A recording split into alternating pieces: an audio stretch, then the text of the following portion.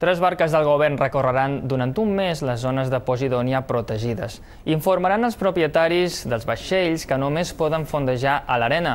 Aquest estiu ha faltat vigilància perquè la Conselleria no va tenir temps d'adjudicar el servei. En Felip prepara la barca per gaudir d'un dia de bona mà a Sant Elm. I no és l'únic. A l'estiu s'hi acumulen molts vaixells i les seves àncores poden arrencar les preuades praderies de Posidònia. Hi ha dies que aquí se poden reunir com a 30 grans barcos i d'una eslora de 25 metres com a mínim, que són les que fan mal a la Posidònia. Per aquest motiu la zona està considerada d'interès comunitari. Això vol dir que el fondeig està regulat i només es pot fer mitjançant boies. Per enguany, els habituals troben a faltar vigilància. Fins l'any passat i durant un parell d'anys hem tingut aquí un punts de fondeig que estaven vigilats i que la gent podia fondejar i estaven molt ben triats. El govern no va arribar a temps per adjudicar el servei de boies i ara hi ha trobat una alternativa.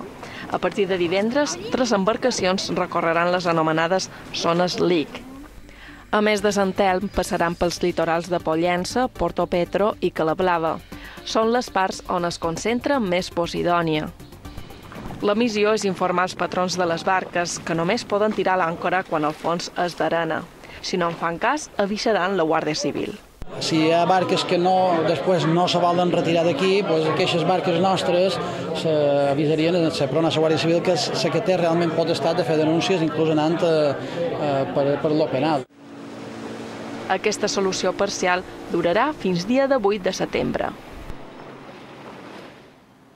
L'arena i la transparència de les aigües de Balears és un reclam per a nombrosos turistes, però un informe publicat a Natura i difós per Oceana alerta que això podria acabar-se en 4 anys si es continuen malmetent les reserves naturals de Posidònia. Una planta marina que en una sola hectàrea produeix més oxigen que 5 de la selva tropical i que tarda 3 segles en regenerar-se.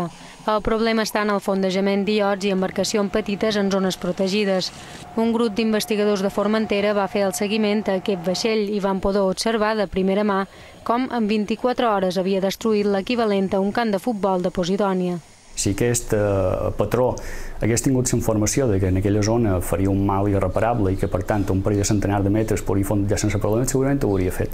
El problema és que la vigilància i la informació a les nostres reserves marines i en el nostre litoral en conjunt és en aquest moment especialment deficitària. Des del GOP lamenten que enguany tampoc s'hagin instal·lat les boies ecològiques que evitaven en part l'amenaça sobre un dels grans tresors de la Mediterrània. A Formentera, on els boscos de Posidònia són patrimoni de la humanitat, dilluns es manifestaren unes 400 persones per reclamar que s'actuï abans que sigui massa tard. Tant el GOP com Oceana denunciaran el deteriorament del fons submarí davant la Comissió Europea, la UNESCO i la Unió Internacional per a la Conservació de la Natura.